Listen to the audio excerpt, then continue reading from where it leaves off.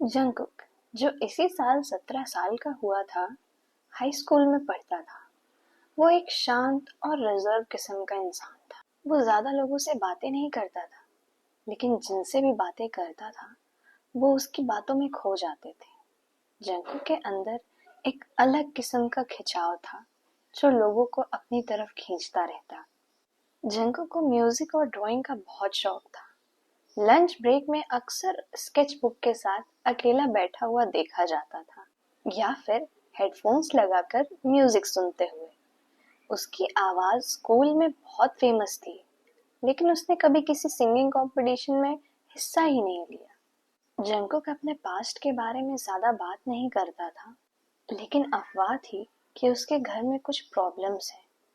शायद इसी वजह से उसकी मम्मी और पापा अलग हो रहे थे। इस बात के बाद जंगकुक की बची खुची खुशियां भी टूट गईं। अब ना वो किसी से मिलता, ना बातें करता, बस अपने रूम में हमेशा पड़ा रहता। कुछ दिनों बाद की बात है। उसके घर में किसी के हंसने की आवाज आ रही थी। पहले तो उसने ध्यान नहीं दिया, पर जब हंसी की आवाजें ज्यादा आने लगी तो उसने अपने कमरे से निकल कर देखा, तो वहां एक शिमरी ब्लैक शर्ट पहने हुए बहुत ही हैंडसम लड़का बैठा हुआ था। उसकी उम्र कुछ 25 से 30 के बीच में रही होगी, और उसने अपनी आंखों पे ब्लैक कलर के शेड्स पहन रखे थे। जंगकुक ना चाहते हुए भी उसकी तरफ बढ़ा, और जब वहां पहुंचा तो उसने अपने पिता को उसी इंसान के बगल बैठ के हंसते हुए देखा। उसके पिता ने जंगकुक को देखकर अपने पास बुलाया और कहा, इनसे मिलो, ये हैं तेयोंग ग्रुप ऑफ कंपनीज के सीईओ। तेयोंग ने मुस्कुराते हुए जंगकुक की तरफ हाथ बढ़ाया। दोनों ने हैंडशेक किया। फिर कुछ देर तक तेयोंग ने जंगकुक से बातें की कि वो कौन से स्कूल जाता है, उसके फेवरेट सब्जेक्ट्स क्या हैं, उसकी रुचि किस चीज में है। फिर उन तीनों ने एक साथ खाना खाया और जंगकुक अपने कमरे में चले गए। जंगकुक के दिमाग में बहुत सारे ख्यालात आ रहे थे, लेकिन उसने कुछ भी ना सोचते हुए सोने का फैसला किया। वो सुबह हड़बड़ा कर उठा। उसे समझ नहीं आ रहा था कि वो ऐसा सपना कैसे देख सकता है। उसने सपने में खुद को और तेयोंग को बहुत ही करीब देखा था, और वो दोनों किस ही करने वाले थे कि तभी जंगकुक का सपना टूट गया।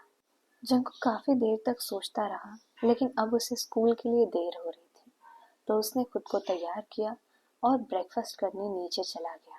नीचे जो जंगकुक ने देखा, वो देखकर उसके पैरों तले जमीन खिसक गई। उसने देखा कि तेयोंग किचन में खाना बना रहा है और उसके पिता तेयोंग को पीछे से पकड़े हुए हैं। उसे समझ नहीं आ रहा था कि वो क्या करे। वो बस वहीं सुन खड़ा था। उसे इतना गुस्सा आ रहा था, लेकिन वो कुछ नहीं कर सकता था। तो उसने बिना कुछ बोले दरवाजा खोला और दरवाजे को भाड़ से मारते हुए स्कूल जाने लगा। तेयोंग और उसके पिता ने ये देख लिया था, लेकिन तेयोंग ने बोला कि उसे अपना वक्त लेने दो, वो धीरे धीरे मुझे अपना लेगा। जंगकुक रास्ते भर रोता रहा। फिर स्कूल पहुंचा तो उसने अपने आंसू पोंछे। अभी पहला पीरियड खत्म ही हुआ था कि जंगकुक के लिए एक नोटिस आई, जिसमें लिखा था कि उससे मिलने कोई आया है और वो कॉरिडोर में वेट कर रहा है। जंगकुक बाहर निकला तो उसने देखा तेयोंग वहीं खड़ा था। वो तेयोंग के पास गया और उससे कहा, मुझे तुमसे कोई बात नहीं करनी है, यहाँ से चले जाओ। तेयोंग ने उसका हाथ पकड़ा और उसे रोका। मैं जानता हूँ तुम मुझसे कोई बात नहीं करना चाहते, पर मैं तुमसे एक बात कहना चाहता हूँ, और वो ये है कि तुम जल्द ही मुझे भी उतना ही प्यार करोगे जितना मैं तुमसे करता हूँ। ये कहकर तेयोंग वहां से चला गया, और जंगकुक ये सोचने लगा कि तेयोंग की बातों का मतलब क्या था। पर जंगकुक इतने ज्यादा गुस्से में था कि उसने ये सारी बातों को नजरअंदाज किया और अपनी क्लास में वापस चला गया। उसी शाम जब जंगकुक घर लौटा तो उसने अपने पिता और तेयोंग को उसका इंतजार करते हुए पाया। उसके पापा ने उसे बैठने का इशारा करते हुए बुलाया। जंगकुक वहां बैठा, लेकिन कुछ बोला नहीं। उसके पापा ने बोला, मैं जानता हूँ ये तुम्हारे लिए मुश्किल होगा, लेकिन मैं और तेयोंग एक साथ हैं, और तेयोंग अब यही रहेगी, तुम्हारी माँ की तरह। जंगकुक को ये बिल्कुल भी बर्दाश्त नहीं हुआ।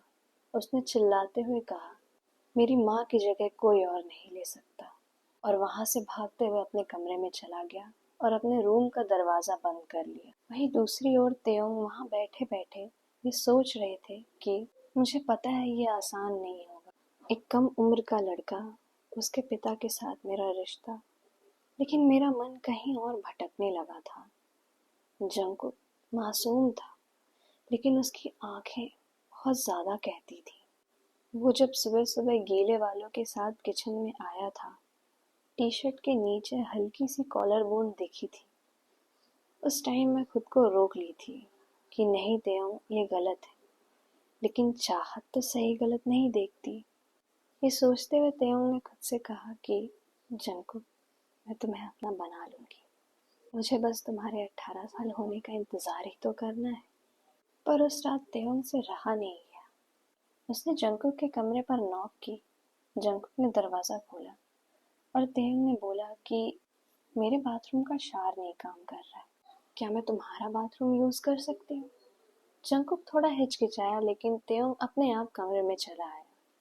जंकुक वापस अपने स्टडी टेबल पर जाकर बैठ गया और पढ़ाई करने लगा। जब तेयोंग बाथरूम से बाहर आया तो जंकुक की नज़र उस पर पड़ी। तेयोंग अपने गीले बाल सुखा रहा था। उसने सिर्फ एक वाइट कलर की शर्ट पहनी थी जो नहाने की वजह से थोड़ी गीली हो गई थी। जंकुक बस उसे एकटक निहारता जा रहा था। जब तेयोंग ने उसे कहा कि देख लिया हो तो मैं जाऊं, तब जंकुक ने हड़बड़ाते हुए अपनी नज़र उससे हटाई और कहा कि हाँ, आप जा सकते हैं। लेकिन तेयोंग उसके पास आया और कहा कि जो तुम चाहते हो वो हम अभी नहीं कर सकते हैं, उसके लिए तुम्हें 18 साल होने का इंतज़ार करना पड़ेगा। जंकुक ने उसे दूर करते हुए कहा कि मैं कुछ नहीं चाहता हूँ, तुम बस यहाँ से चली जाओ, मेरी माँ की जगह तुम कभी नहीं ले सकती। तेयोंग आराम से पीछे हटा और उसके कमरे से चला गया। लेकिन आज जंकुक के अंदर कुछ अलग सा एहसास जगा था जो उसने पहले कभी महसूस नहीं किया था। लेकिन उसने इन सारी बातों पर ध्यान नहीं दिया। वो वापस पढ़ने लगा क्योंकि उसके एग्जाम्स जो आ रहे थे। आगे के कुछ दिन ऐसे ही बीते। जंकुक को ये सोचकर बहुत गुस्सा आती कि उसकी माँ की जगह कोई ले रही है, लेकिन जब भी वो तेयोंग को देखता, उसका गुस्सा जैसे छू हो जाता। बार बार वही बाथरूम के बाहर वाला तेयोंग याद आने लगा। वो तेयोंग से नजरें भी नहीं मिलाता क्योंकि उसे लगता कि कहीं वो उनमें डूब ना जाए, और तेयोंग इसका पूरा मजा लेता।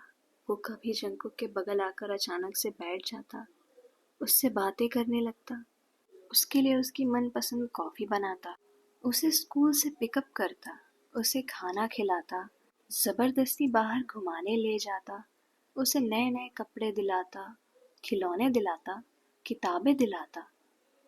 तेयोंग वो सब कुछ करता था जो भी उसे अच्छा लगता था। ऐसे करते करते 6 महीने बीत गए जब से तेयोंग उनके साथ रहने आया था। हाँ, जंकुक को अभी भी इस ख्याल से बहुत ज्यादा गुस्सा आता कि उसकी माँ की जगह किसी और ने ली है, लेकिन लेकिन हमेशा जंकुक के मन में आता, पर वो इसका जवाब अभी देना नहीं चाहता था। कुछ दिनों बाद जंकुक, तेयोंग और उसके पिता एक साथ खाना खा रहे थे। तभी जंकुक ने अपने पिता से बोला कि मेरे दोस्तों का ग्रुप बाहर घूमने जा रहा है, क्या मैं भी जा सकता हूँ? इस बात के बाद थोड़ा देर सन्नाटा रहा। फिर उसके पिता ने बोला कि तुम अभी बहुत छोटे हो जंकुक, अकेले बाहर कैसे जाओगे? जंकुक इस बात से थोड़ा नाराज हो गया, लेकिन उसने अपने पिता के सामने कुछ बोला नहीं।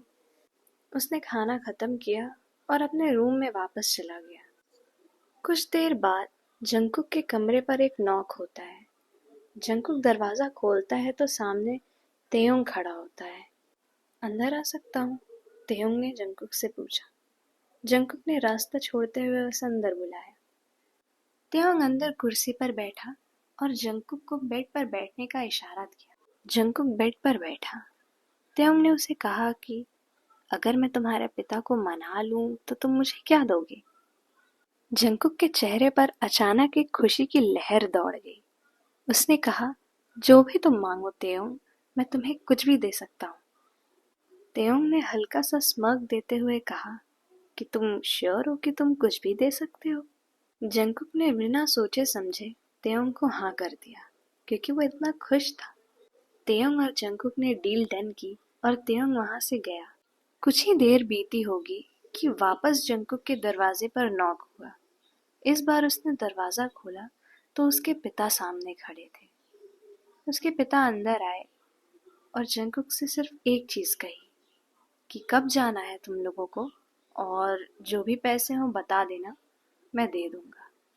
ये बोलकर जंकुक के पिता वापस चले गए और जंकुक इतना खुश था, उसने अपने सारे दोस्तों को फोन करके बोला कि मैं भी तैयार हूँ चलने के लिए, अब आएगी ना मजा।